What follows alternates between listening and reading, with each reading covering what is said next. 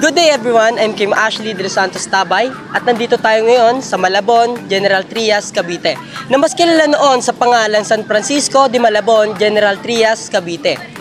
Andito tayo ngayon upang ibahagi ang istorya ng San Francisco de Malabon, General Trias, Cavite, kung ano siya noon at kung ano na siya ngayon.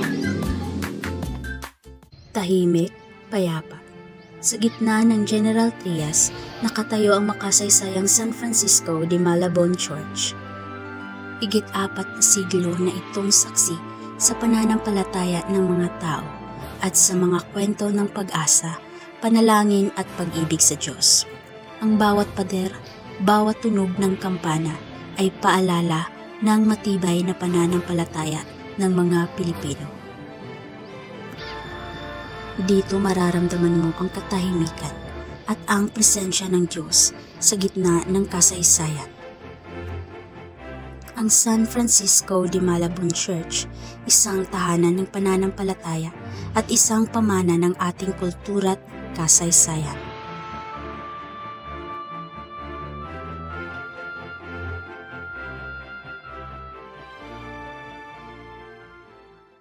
Magandang hapon sa inyong lahat. Gusto ko lang po ibahagi ang tungkol dito sa simbahan kung saan ako tumatayo ngayon. So ito yung isa sa pinakamatanda na tinayo dito sa lungsod at isa rin kung paano nakikilala ang General Trias. Ito ay tinayo noong 18th century at dati sabi nung na-interview namin na gumuho na ito pero tinayo uli nila. So ito yung isa sa pinakamatanda na hindi na naabutan ng mga na-interview namin. Pero alam pa rin nila yung tungkol dito. Yun lamang po. Salamat.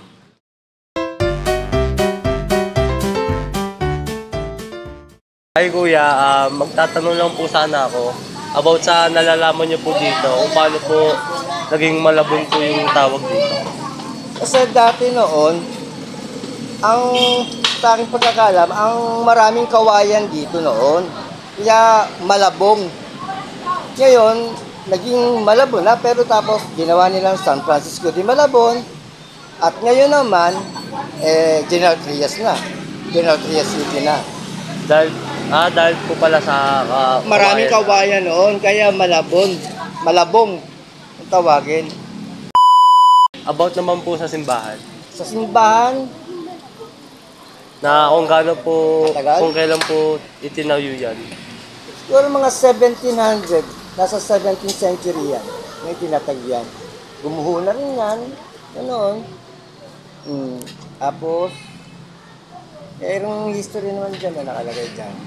Dahil sa tabi ng simbahan, mayroong akasa dyan na binuwag ng bagyo ng milenyo.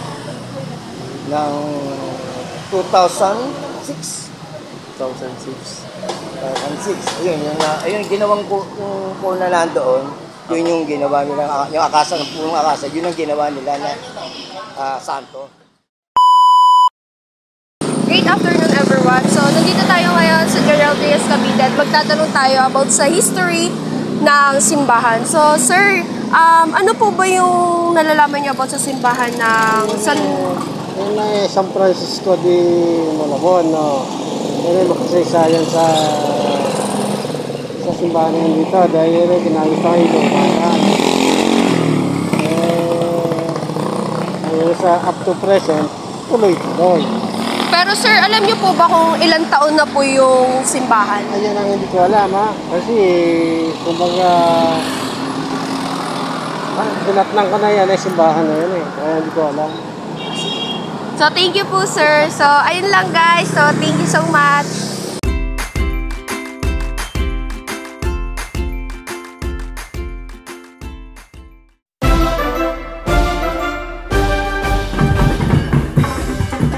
Every December, we celebrate this festival in honor of our cityhood and our patron saint, Saint Francis of Assisi. It's a time to show our unity, culture, and of course, our love for food. Ang pinaka-highlight ng festival ay ang Valenciana, isang masarap na rice dish na gawa sa manok, chorizo at gulay parang paella, pero Pinoy style. Makikita nyo rin dito ang Grand Pasayo Parade, kung saan ang mga tao ay nagpo-perform ng street dance, suot ang makukulay na costume. This festival truly showed the joy, pride, and rich culture of the people of General Trias.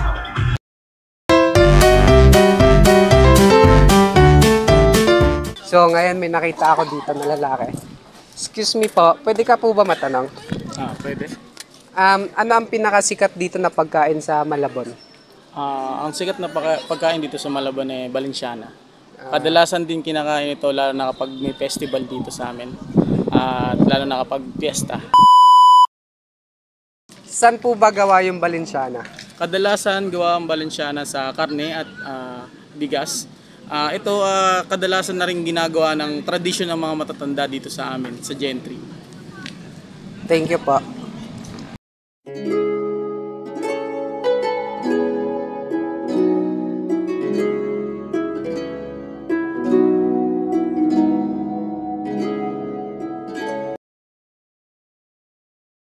Hi guys, si General Mariano Trias pala ay isa sa pinakaunang pinuno ng revolusyon.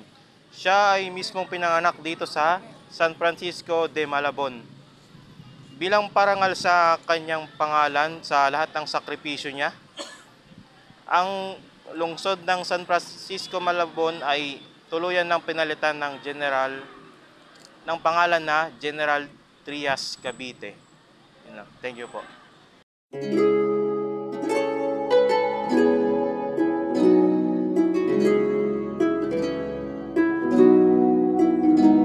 Did you guys know na isa sa mga pinaka-importanting historical site dito sa Cavite ay ang Alapan Monument?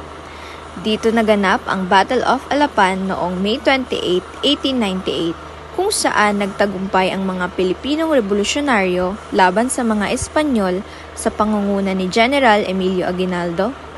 At alam nyo ba, maraming mga mandirigmang lumaban dito ay galing mismo sa General Trias?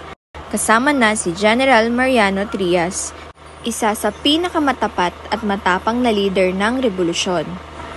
Ang tagumpay sa labanang ito ang naging simbolo ng unang pagwagayway ng watawat ng Pilipinas, tanda ng ating kalayaan at pagkakaisa bilang isang bansa. Because of this, General Trias and its people are remembered for their big contribution to the success of the revolution and to the Philippine independence.